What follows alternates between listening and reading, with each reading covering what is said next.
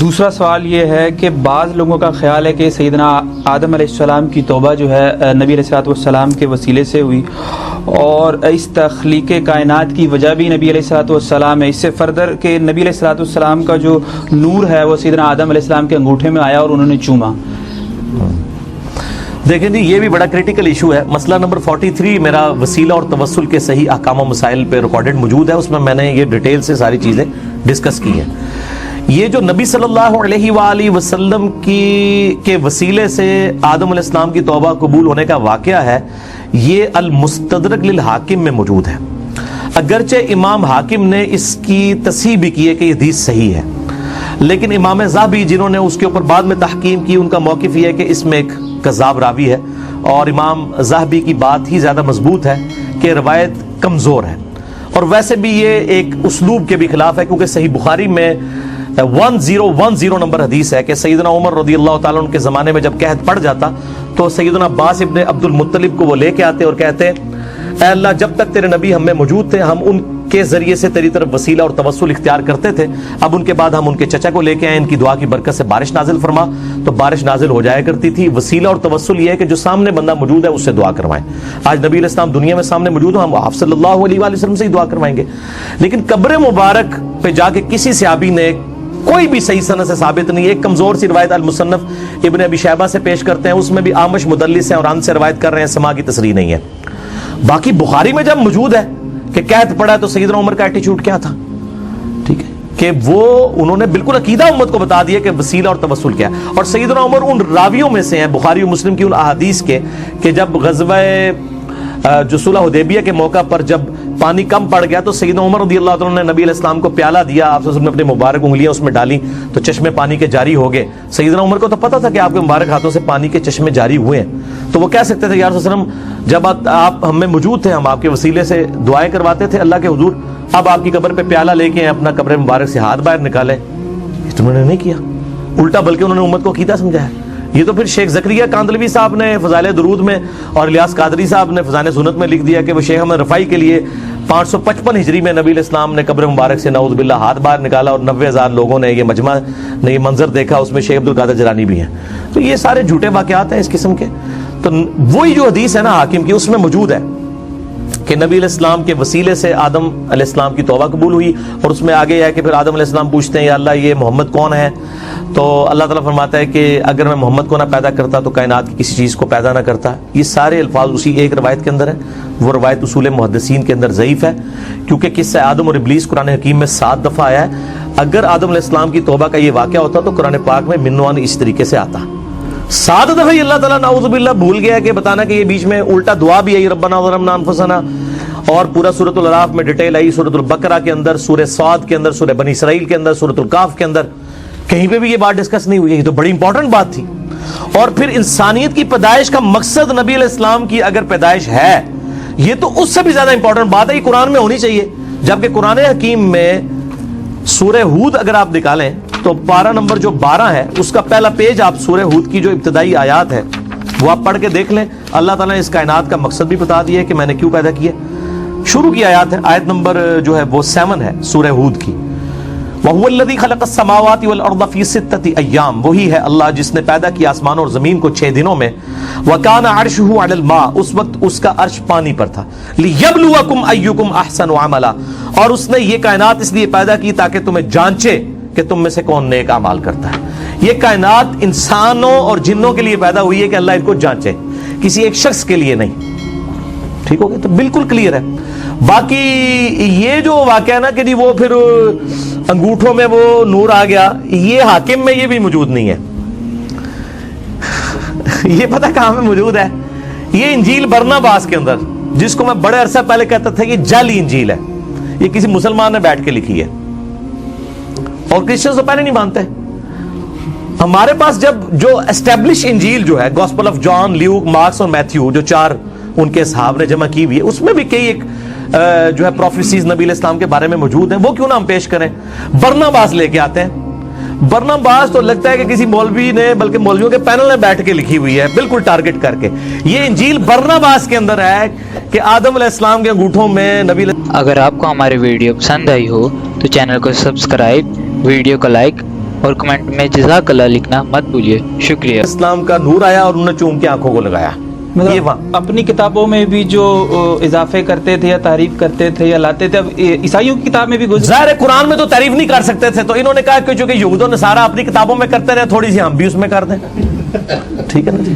اور میں آپ کو بتاؤں جتنے انٹلیکچوئلز ہیں ان کو پتہ ہے یہ بات.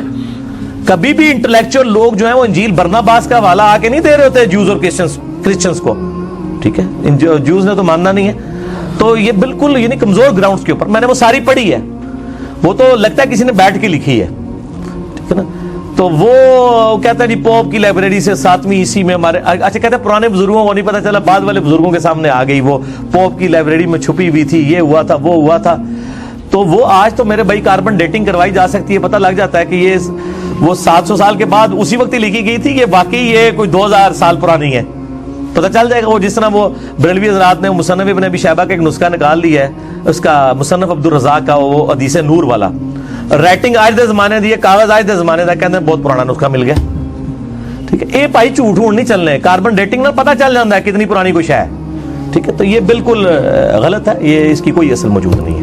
مسئلہ 43 میرا دیکھ لیں, وسیلہ اور توسل پہ میں نے ساری چیزیں اس میں ڈسکس کی.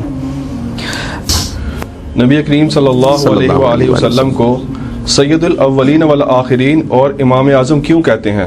نبی کریم صلی اللہ علیہ وآلہ وسلم تو امام الانبیاء ہیں. چلے شکر ہے انہوں نے امام الانبیاء بھی مانا ہے. ہمیں تو ایک بریلوی پیر صاحب نے فون کر کے کہا کہ آپ امام الانبیاء کیوں کہتے ہیں؟ امام الانبیاء تو حدیث سے ثابت نہیں ہے. تو میں نے ان کو بتایا بھائی صحیح مسلم میں حدیث ہے واقعہ معراج والی, کتاب الایمان چیپٹر میں واقعہ معراج کے اوپر تقریباً 30-40 کے قریب احادیث ہیں. اس میں نبی صلی اللہ علیہ وآلہ وسلم فرماتے ہیں کہ جب شب معراج بیت المقدس میں لوگ جمع ہوئے تو مجھے جبرائیل نے کہا کہ آپ ان کی امامت کروائیں. تو اس نے کہا اس سے تو نبی علیہ السلام کا ان کی امامت کرانا ثابت ہوا, امام الانبیاء کیسے ہو گئے؟ دیکھو اب اس کے بعد تو آپ کچھ نہیں کر سکتے نا. اپنے بزرگ بابوں کے تو جھوٹ بھی قبول کیے ہوئے ہیں, ہم حدیث بھی دکھا دیتے ہیں, ماننے کے لیے تیار نہیں ہوتے. ٹھیک ہے نا, تو جو نبیوں کی امامت کروائے وہ کون ہوتا ہے؟ امام الانبیاء. اور نبی علیہ السلام کی ڈیفینیشن میں تو سب سے جو اعلیٰ درجے کا بندہ ہے اس کو ہی امامت کروانی چاہیے, جو صحیح مسلم میں شرائط آئی ہیں. تو نبی صلی اللہ علیہ وآلہ وسلم کو پروٹوکول دے کے آپ صلی اللہ علیہ وآلہ وسلم کو امامت کے درجے کے اوپر فائز کیا گیا.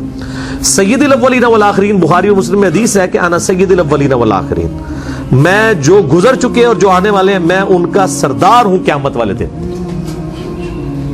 کیوں؟ پھر آپ نے فرمایا کہ سب لوگ اکٹھے ہو کے حضرت آدم علیہ السلام کے پاس آئیں گے, وہ پوری حدیث شفاعت مسئلہ 88b میں نے بیان کی ہے, اور الٹیمیٹلی میرے پاس آئیں گے اور میں پھر اللہ تعالیٰ کے حضور سجدہ کروں گا, اور اللہ تعالیٰ نے جو یعنی جو ڈیفائن کرے گا میرے لیے, میں ان لوگوں کے لیے شفاعت کروں گا. تو جو گزر چکے جو آنے والے ہیں ان کا میں سردار ہوں, یعنی ان کی طرف سے قائد بن کے اللہ کے حضور پیش ہوں گا. تو امام الانبیاء اور سید الاولین والآخرین اور اسی طریقے سے خاتم النبیین اور شفیع المذنبین, یہ اتنے بڑے بڑے ٹائٹل ہیں کہ ان کے مقابلے میں امام اعظم چھوٹا ٹائٹل ہے. وہ تو اسپیسیفک ہو گئے, سارے اسپیسیفک کو جمع کر کے آپ امام اعظم کہہ دیتے ہیں, اعظم کہتے ہیں سب سے بڑے کو. ان کو پتہ کیوں تکلیف ہوتی ہے؟ انہوں نے ایک اپنے کسی بزرگ کے بارے میں امام اعظم کلیم کیا ہوا ہے, یہ کہتے ہیں ان کو ہی آپ کہیں, ہم ان کو کہتے ہیں وہ امام اعظم, ان کو مطلقاً آپ نہیں کہہ سکتے. ان کو آپ یہ کہہ دیں امام اعظم اس زمانے میں ہمارے نزدیک, اس زمانے میں بھی وہ امام اعظم نہیں تھے, ان سے بڑے امام موجود تھے, امام جعفر علیہ السلام اس زمانے میں موجود تھے, اور یہ بھی آپ کے نزدیک ہیں, باقی نہیں ان کو مانتے. میں نے بتایا تھا مسند امام احمد میں احمد بن حنبل نے اتنی تحقیر کے ساتھ نام لکھا ہے ابو فلانا, تو ان کا بیٹا پوچھتا ہے یہ فلانا کس کو کہتے ہیں آپ؟ ان کا میں ابو حنیفہ کو کہتا ہوں. تو کھول کے دیکھ لیں مسند احمد میں ابو فلانا لکھے نا, مکتبۃ شاملہ میں کھل جائے گا. تو جو ان کے نام تحقیر سے لے رہے ہیں انہوں نے امام اعظم کہاں سے ان کو کہنا ہے؟ ٹھیک ہے نا جی.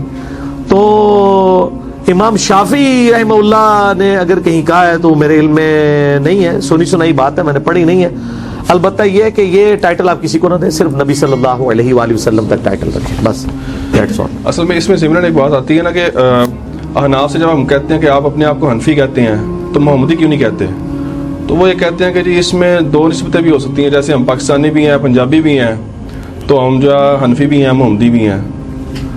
ہائے صدقے جامع, ہائے صدقے جامع. یہ جواب میں ہی تو دیاں گا اللہ دے بندے ہو, پنجابی ہو یا بلوچی ہو یا سندھی ہو یا پشتون ہو,